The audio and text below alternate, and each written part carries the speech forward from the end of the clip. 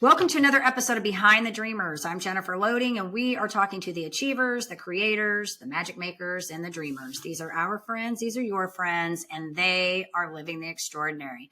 Well, here we are, another episode of Behind the Dreamers. I'm super excited about my guest today. Just to give you a little teaser on him, he says that after graduation, he headed to college and realized shortly after that was not the correct next step. So he left college, joined the Marine Corps. He traveled to Norway, Okinawa, Fuji, Tokyo. He's got a list here, all the way to Africa and Spain. He was in communications for an artillery battery, and he served for 4 years. And so we're going to find out what he is up to. This is going to be exciting because of what he's doing now. So you guys got to stay tuned. But before we do that, I do want to give a quick shout out to our sponsors. So today's episode is brought to you by Walt Mills Photography. If you are a creator needing post-production, consultation, or promotion, Walt is your guy. Whether YouTube films, short films, or a new headshot, he can help you find a solution to match your needs. To learn more about Walt and his work, you're going to want to go to photosbywalt.com. All right, Michael, we're excited to get you on the show today. So Michael Sampeck, he is a franchise owner with Battle House, a laser tag arena. But I'm going to have him talk about this because this is not your boring laser tag where everybody just runs in circles shooting. And so he's got something cool going on here. And he says he found out about Battle House after his last deployment and approached them asking if he could open up a franchise here in Texas. And so fast forward to 2022. That is what he did. So here we are. Welcome to the show, Michael. So excited to have you here today. Absolutely. I'm glad to be here. Thank you for the opportunity to, tell my story, tell you what Battle House is, how it's different, because you definitely said it, that when people here think laser tag, they think, it's the plastic vest and the target scanner gun. And no, we're bringing our military experience to the industry of laser tag that hasn't been touched in 20 plus years. So definitely excited to be here and tell you more about Battle House overall and just, my path that not all paths are straight. They're not in one line. And so I'm excited to dig into those details and explain, why I was blessed, some of the challenges I hit, how I overcome them, and more importantly, the family support and friend support that I had to get here where I am today. Yeah, you just touched upon, if we had to summarize that in Cliff Notes, you hit all the main points right there, right? Our paths are seldom ever linear. Every once in a while I meet somebody that they just know from the time, like I've met my doctor that I talked to yesterday very early on, decided he wanted to go into medicine. He kind of had a little different path, but he knew he wanted to go into medicine. I met another doctor that said the same thing, but I think most of us, we have no clue what we really plan to do. Like we have an idea and then, and I say, even as you keep maturing and you get older, the plans change again, right? Because the priorities change. So I think that's the cool thing. And yes, I am excited to dig into this with you and learn a little bit more about your journey and why Battle House, so let's start there. I think that's where we should start. Let's start with Battle House. What is it? Tell us what it is and give us a little bit of, I know because you've told me, but for our audience who's looking at this and going, what is this about? How is this different from, the laser tag you get when you go to like Main Event or something like that? So take it away. You got this. Absolutely. So Battle House is a tactical mission-based laser tag facility. We're really proud of that. And that's one of the biggest things that set us aside is you don't just run around chaotically in a dark room with plastic walls. You actually have objectives that you have to achieve. So like Call of Duty game modes, like capture the flag, search and destroy, domination, just to name a few, we have about 15 to 20 different game modes or different variations. So that's our main focal point, is the different missions that you have to interact with. The next really big thing is our arena. We have multiple locations with different sized arenas, but they're massive arenas with multiple two-story structures. The Plano location, the one that I own specifically, is 15,000 square feet. There's 8 two-story structures. They're all connected by catwalks, so you can go everywhere. And there's 4 staircases, so up, down, all through the buildings. There's a lot of angles that you have to watch out for. And the next thing is our equipment and our technology we're really proud of. All of the guns look like the real thing. So we have like a shotgun, an M4 sniper pistol. They have different damage rates, fire rates, reload rates. So it's not just everyone gets the same thing and then you just go in there. So you can pick what gun you like video games. If you like a more aggressive play style, maybe the shotgun, because you have to be a little bit closer. If you want to like protect the objective, then we suggest going that route. The next thing is you're going to play for an hour and a half. Most people, when we say that, they're like, whoa, that's way too much time. But then they play and come out and they're like, that was only an hour and a half. I'm like, yeah, no, exactly. Because you're going to play 6 to 7 different missions over the course of that hour and a half. And we actually have a flag you have to go capture, bring back. We have domination cubes where you press a button, it lights up your color, and you have to defend it or go find the other cubes. Or we have a fake suitcase bomb that you have to arm and disarm, and it makes a bunch of noise. So it's not just theoretical, they're actual physical props that you have to interact with, protect your team. You have to communicate. That's what's really awesome about Battle House is we get a lot of corporate events and birthday parties, but you have to talk together. If you just kind of do your own thing, you might win, you might not. But when people communicate, you can really see when the team works together. It's very fluid and you're like, okay, they're doing really well. And they're complete strangers because it's all open play. So it's really cool seeing families come together, strangers, friends, corporations, they interact, and then they're like, oh my gosh, that was so much fun. Oh, and I didn't know your name before this, but now let's go grab drinks. And so it's really cool. Yeah, I see it being a really good icebreaker for like a team event where like you have like maybe a new group of people that don't really know each other. And because I mean, like if you're in the middle of a laser tag game like that where you're having to work together, you're not going to be like, hey, I don't know you. We ain't going to talk, right? Because you're in that moment of trying to do this activity, right?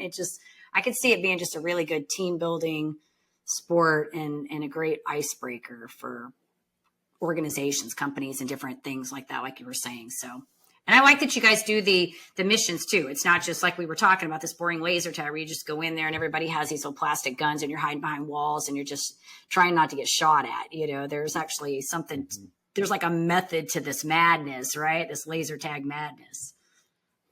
Absolutely. Yeah.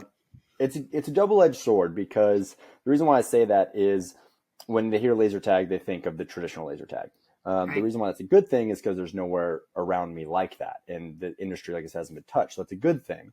Bad thing is we're in charge of changing everyone's mentality of what the industry can be. And no, it's not that. So like I said, double-edged sword is the best way to phrase it as far as that mentality. Sure. And how were you introduced to this? Because you mentioned that, you found out about it in your last deployment. So obviously you were still finishing things up in the Marine Corps. And then you find out about this and you're like, okay, hey, this is awesome. And this is like this next step going from military to now entrepreneur space. Absolutely. So it was actually my wife when I was coming back from my MU, so Marine Expeditionary Unit. I was on an aircraft carrier.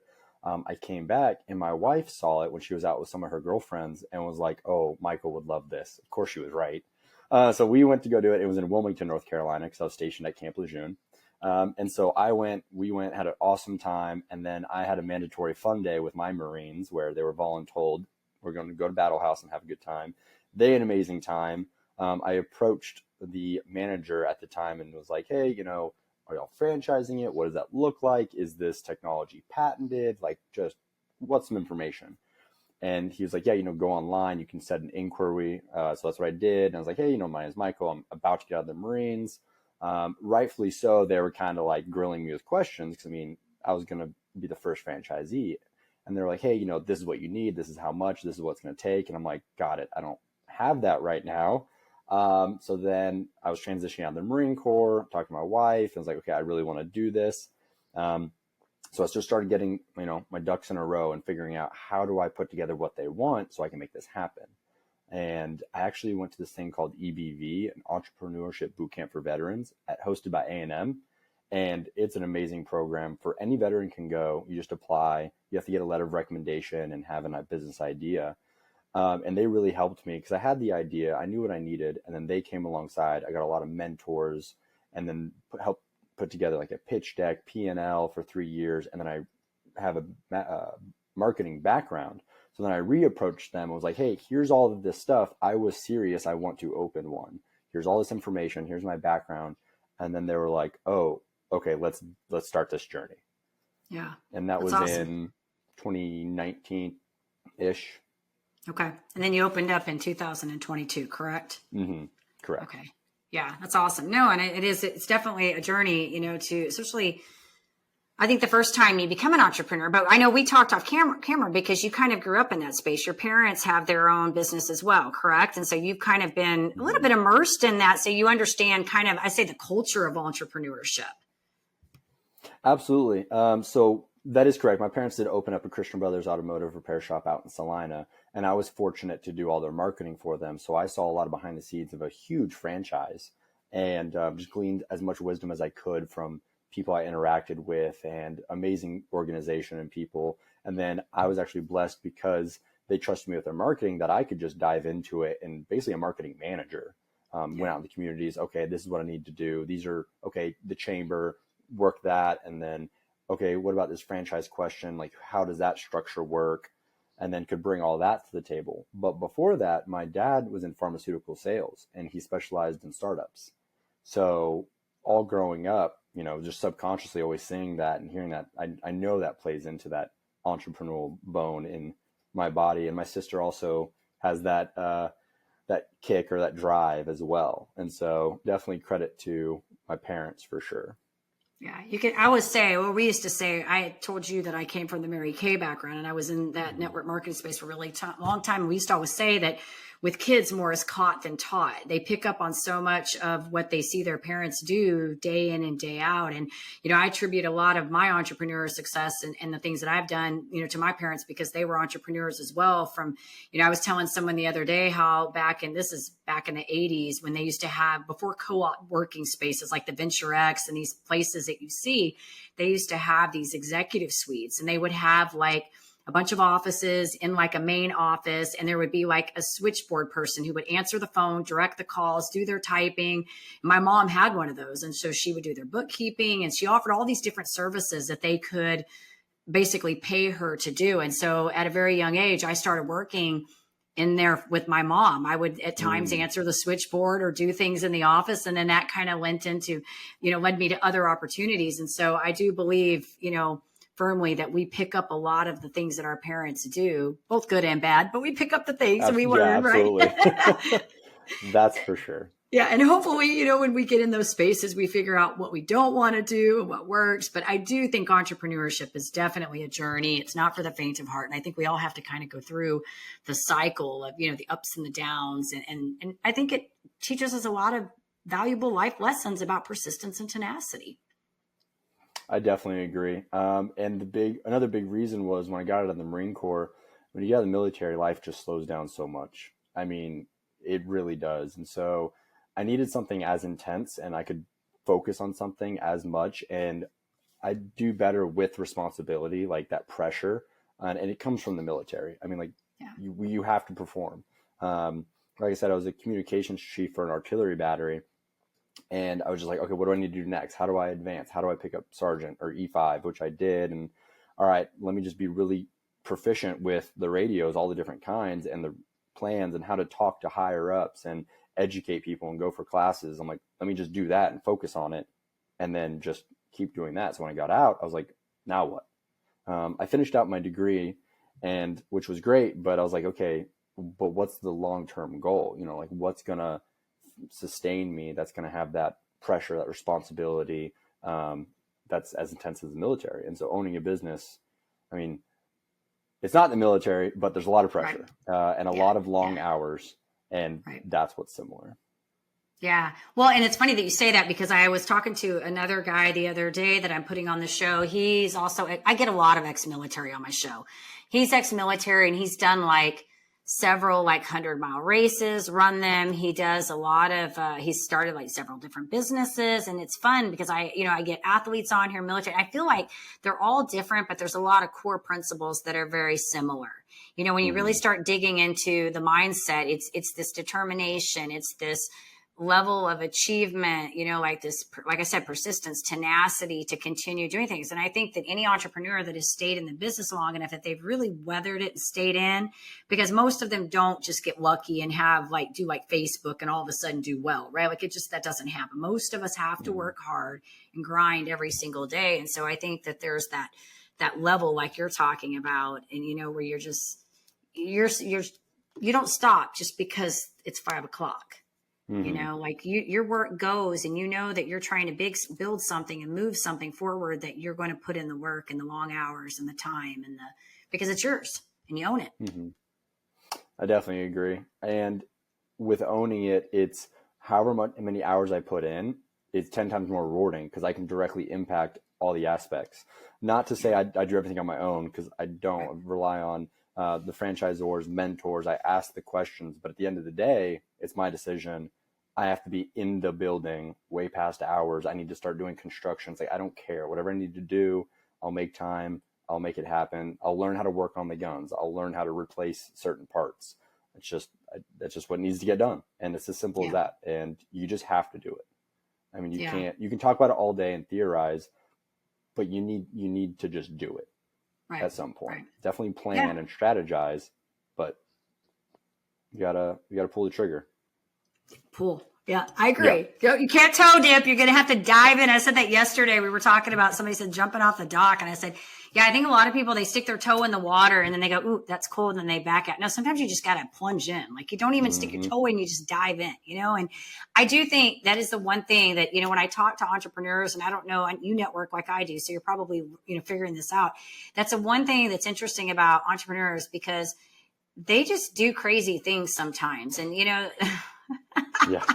and I always say that, like, I don't know if you look at things like this, but I sort of look at entrepreneurship like every day there's going to be like hell to pay.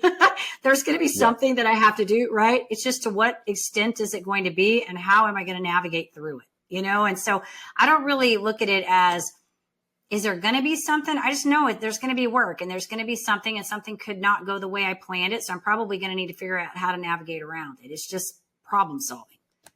Yeah, absolutely. And it's like, I might not be currently doing something as far as like in the business talking with somebody, but it's always going on up in your head. And it's like, okay, I know like 2 weeks from now I have that. I have to go to this networking event. Like, I have the calendar, but it's just wheels are always turning at all times. And it's like sitting down and eating. I'm like, okay, it's just always in the background of like, all right, remember, I got to do this. I got to do that. Oh, I got to talk to that person. I got to yell at that person. I got to correct this person, train that person.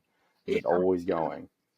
I always say, I hope that I think part of it is probably because you love what you're doing too. And I think that's part of it. I think when we love what we do, it sort of kind of becomes part of our lives. And so it really just sort of floats into all the areas. You know what I'm saying? There's no real compartmentalizing this, because it is who you are. It's your existence. It's not like your 8 to 5 where you go in, and not to demean that in any way. There are a lot of people that's a reputable position, but it's different because you're not leaving that at the door when you walk out, right? Like it's there, and you have to be thinking on all the different roles that you're playing as an entrepreneur, whether it's the training or it's the payroll or it's the marketing or it's the person fixing the guns, whatever all these pieces are. You've got all these people, and some of those you've delegated out. Some of them you're having to manage. And so you're constantly having to say, what fires do I need to be putting out in what areas? Right. So I get it. Yeah, absolutely. I'm really fortunate that someone I served with in the Marines, actually from California, he came and visited a long time ago. And then I was like, hey, if you ever, want to come out here and help me, like, let me know. I'm growing this thing. And then he finally made the decision. He moved here like last week. And so he's going to start the managerial position. And I'm like, awesome. I'm glad you can come here. And he did it, moved here, and he has that same drive. And he's like, let's do it. What do you need me to do? I'm like, hey, I'll train you. Let's figure this out. We have really, really good training. I have an amazing team. A lot of them are in high school, and I mean, they're rock stars. I mean, it's a lot of training. It's a lot of public speaking. It's a lot of real world skills at Battle House, which you wouldn't think, because you're like, oh, it's laser tag. I'm like, yeah, but in the back, the high schoolers, they're the refs. They're in charge of safety brief, gun ops brief, getting the gear on and off, correcting people if they're cheating. I mean, it doesn't matter if they're 8 or 29 or 57 or 73. It doesn't matter. If they're breaking the rule, now you need to know how to talk to them and have tact, which is the public speaking and communication skills. But hey, you need to go up to them and be like, sir, I need you to stop doing this because it's a safety concern. Just that confrontation, like there's not a lot of skills like that. Yeah. And talking to, even if everything is going smooth, they have to talk to 36 people potentially at a time. And I'm like, and then how do you get their attention without yelling and using the crowd? Like, hey, we need y'all to listen. Otherwise it's going to eat into your time. Or like kind of joking around with the younger ones. Like, hey, I guess your friends don't want to play. And then they turn around and like, hey, shut up. Like, we're trying to play. And like those skills you got to learn. And it's more complicated than just briefing rules. Yeah. Which is really cool to see them do that. Yeah. Well, and the best way to learn is to be in that having to do that activity, right? Like that's the best way we learn is either teaching other people or having to physically do the things ourselves. And so what better way to teach without teaching? You know what I mean? Like I always feel like it's hard to teach somebody something by telling them to do something. Like you can't say this, like they have to be in real time moment doing it, because then they remember if there's an applicable real life story that's going on and they've had to play that out. And we tend to remember those more than somebody putting something on a paper and saying, hey, go memorize a script. This is what you need to say to your people. I mean, yes, we have to have that sometimes if we're doing briefings or whatever, and there are times those are necessary, but real life skills, right? That communication has to be built over and over with real life experiences. So I think it's awesome. And what a great way to help like the young people, because communication, that's a hard thing. I mean, and they don't really, unless you took like some kind of public speaking in high school. I mean, I was in speech, but I don't remember doing that kind of stuff. And I had no real experience public speaking. I even took it in college and I sucked. I didn't get it until I got forced. I went into Mary Kay and then I had to start doing presentations, and all of a sudden I'm thrown out there and I have to start doing this. And then I got to start training. And so then I had to get really good at talking and communicating, Yeah. So it's good. It's good. So what do you feel like has been, you've said a lot of really good things here, and you may have already kind of answered this, I think, in some way, because with the military experience, but what do you feel like has been maybe the biggest contributing factor to your success? Is it maybe mentorship, you think, or is it your military background? Maybe all of it. Yeah, no, it's a really good question. Definitely the support of family, which is, it's kind of ironic because my parents got divorced really young. But they were always there still. And then, Jan, my stepmom, came alongside and she did an amazing job helping raise me. And so I had 3 parents and a sister who I'm really close with. So just from the get-go, after that rocky situation and getting out of it, really could come together and really close family. And we have a huge extended family. We know all of them. So just that foundation of family and support was huge. And then, like, for example, when I left college, they were just kind of like, okay, if that's not the next step, it's fine. We'll figure it out.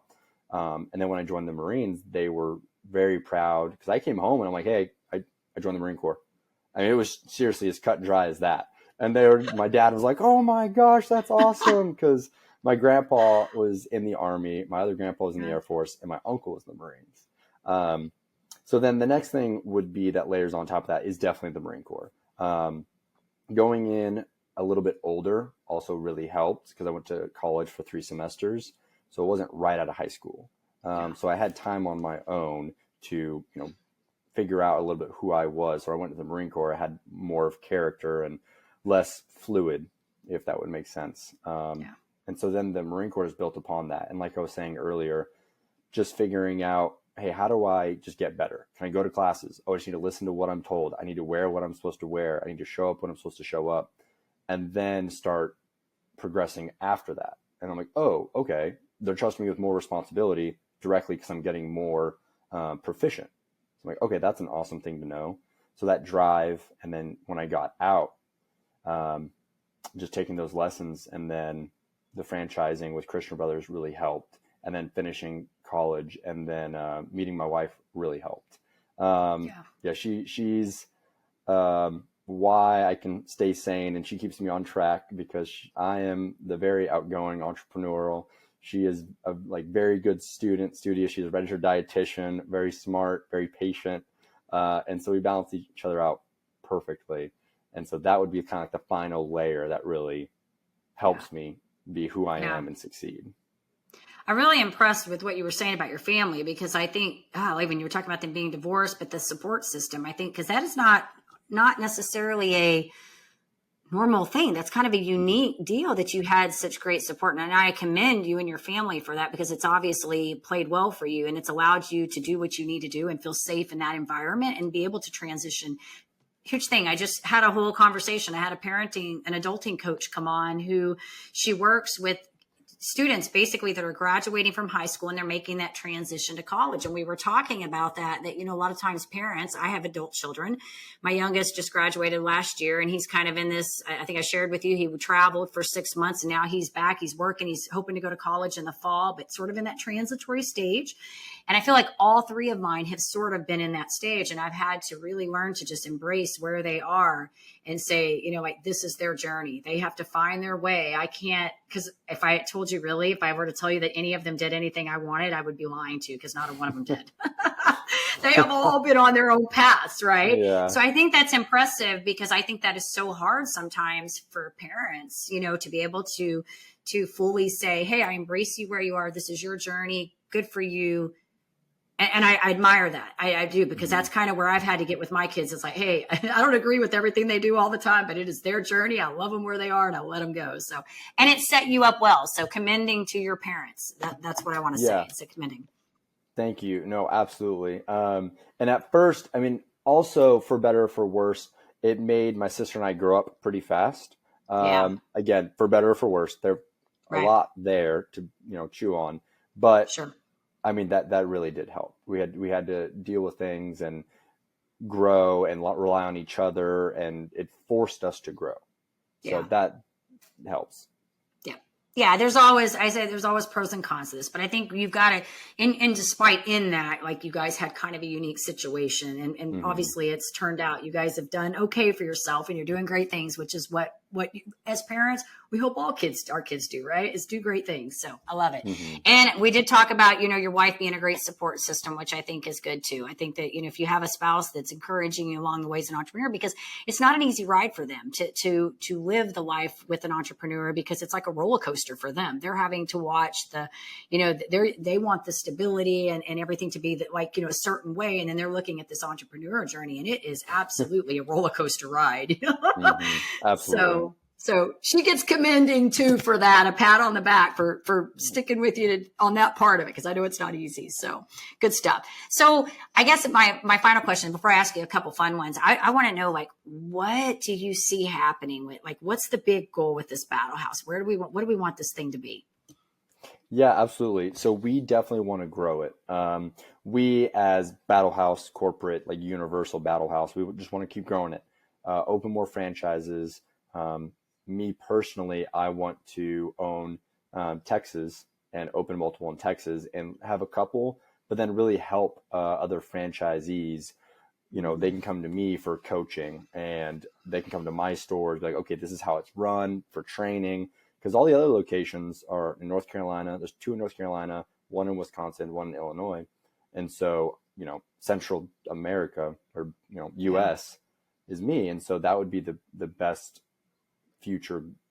That would be what I'm looking for in the future, is to help others open up battle houses. Love it. Love it. So I met one other guy that came on here a long time ago. He was a young entrepreneur. He had several franchises by the time he was 24. He was just like rocking it out. And he ended up, I think he worked with Grant Cardone. I don't know if you've heard Grant Cardone. He's in the real estate industry, but he does like the 10X factor stuff. Worked with him. But when you were talking about that, it kind of reminded me of him. He's like a powerhouse. He still is, but he was like young, had all these franchises that he built out and just did really well, really fast. And so, I just want to say good luck to you on that. Go do what you got to do and make it happen. And if you need me to connect you to him, I will totally connect you to him. So he's an awesome guy. Awesome guy. Absolutely. So I do want to ask you a couple fun questions. I don't know what that beep was that we just got. I have no idea what that was, but let's do a couple fun questions. So, because I think I always like to do these rapid fire. I did this on somebody yesterday and he was like, these are not rapid fire. And I said, well, I try. I try. All right. So I want to ask you, like, what is your favorite guilty pleasure food? Like, what's the one thing that you love that's just probably, you shouldn't eat it, but it's good? That's a good one. Baked goods. I don't like candy or like just any baked good. Borderline. Yeah, pretty much any baked goods. Because I know people like, oh, I like candy. I like chocolate. I like this, or like cupcakes or like muffins. Like, that's, you got me. Gotcha. I know somebody said it was like chocolate. And I'm like, well, chocolate could kind of not be technically so bad. I mean, if you eat dark chocolate, not a lot of it, I always like that question. It's fun. All right. I want us to ask, like, where's the coolest place you've been? Because you've been to a lot of places. So where's like the coolest place you've been to? So if we go coolest temperature wise, Norway was so cold. It was very, very, very cold, but it was absolutely gorgeous. We actually were knocking on like farmers' doors, like, hey, can we put our howitzers, the cannons, in your backyard? And they're like, oh we love America. Like, yeah, come on. And I'm like, all right. So the engineers would like make a gun position with giant berms. So like, because the snow's there, they have to make it flat for the cannons to sit. Yeah. And just these giant walls of snow would be around us. And then we'd cannons in the middle of Norway. And we would like sleep and we'd open up like the tarp to look out, and it's just like perfect, pristine snow and mountains. And it was gorgeous. And then a close second is Israel. It was a really cool place to go. We got to go on a cultural tour, which was really good. It was very, very powerful. Very blessed to see Israel and just the history, and it meant a lot for sure. Just visiting all of the religious sites, and I was just like, this is very powerful and amazing. So those two, definitely the top. Very cool. I know I've looked at your list of stuff and I'm like, how many people will ever get to go to this many places in their lifetime? You know, like I've never been to any of those places. So I know people that have been to Africa. I have a client that I coach that's in Spain. So, I mean, it's the closest I've been there. So she lives by the beach. And every time I talk to her, I'm just like, can you just like go outside, send me a picture, you know, like sit outside by your, your for beach sure. life. You guys like the same thing. Right. Yeah. All right. This is kind of a fun question. You might like this one. I haven't asked this one in a while. So if you had to sum you up in one word, like one word, Michael is, what would that be? That's a good one. There's a lot of words out there. I'd say blessed. It really comes, I mean, it just boils down to that. Very, very fortunate of a lot of things. Like I said, my path was not linear by any means, and it still isn't. I mean, it definitely isn't. And so just the fact that the support system, and we go to an amazing church and life group, small group, mentors that I can call upon, and just, I mean, you can't even look back and be like, oh yeah, that was just all coincidence. And I'm like, you know, whatever your beliefs are, but I'm like, no, like that was God's will. There was a path, you know, obviously personally with my beliefs.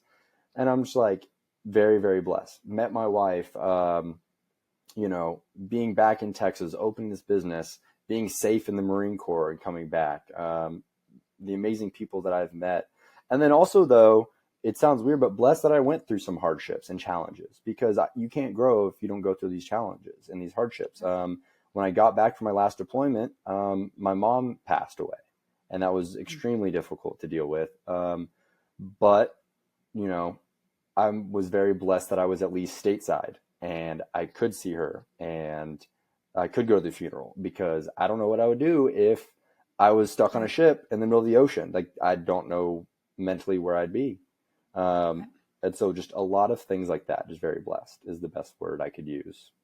That's a good word. I haven't had anybody say that. That's actually a good word. I haven't asked this question in a while. I used to ask it all the time. I like it. And it's hard for some people to do that because they have to really think about how to come up with something. But I like it because it can be whatever you want it to be, you know, like where you're at in that moment. So I think that's great. And I didn't know about your mom. And so, you know, I didn't realize you had to go through that. And so those hardships, it's sad. I always say that, you know, like, I think they help us get where we need to be, to the next destination. It's unfortunate. It's part of life that we have to go through these things, but I do think they make us stronger and help us get to the next place we need to be. And they bring other opportunities that might not have ever happened, you know? No, I think absolutely. you see that. Yeah. And I think a lot of people see, no matter what industry you're in, however successful you are, they'll just see that. They only see, you know, what's there, and they don't know what's under the surface. You know, for right or wrong, like, you don't need to tell everyone everything about your life.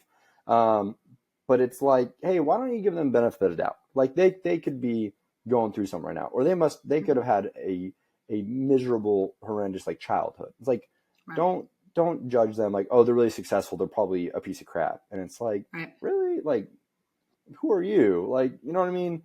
It's just, that's something that's kind of frustrating, when people say those things, or not give the benefit of the doubt, or just not being just nice people. It's like, hey, Sure. they're probably a great person.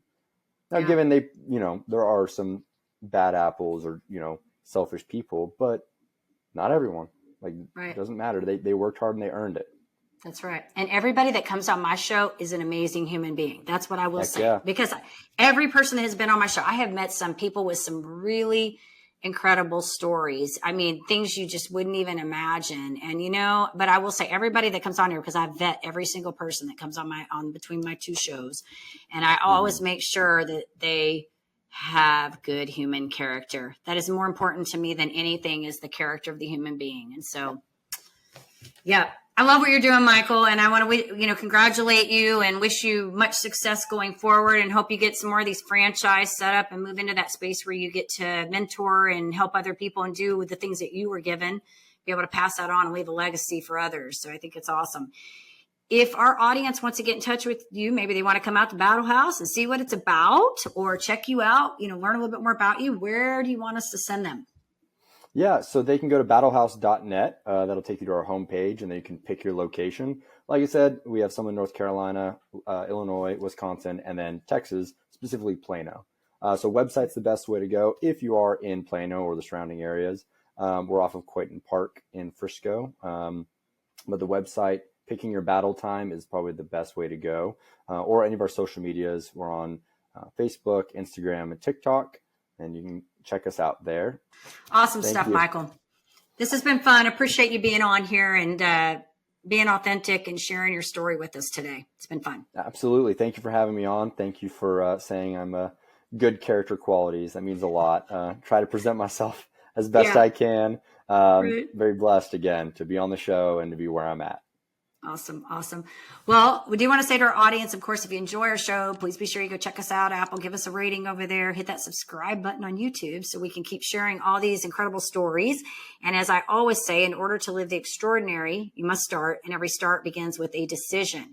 You guys take care. Be safe. Be kind to one another. We'll see you next time.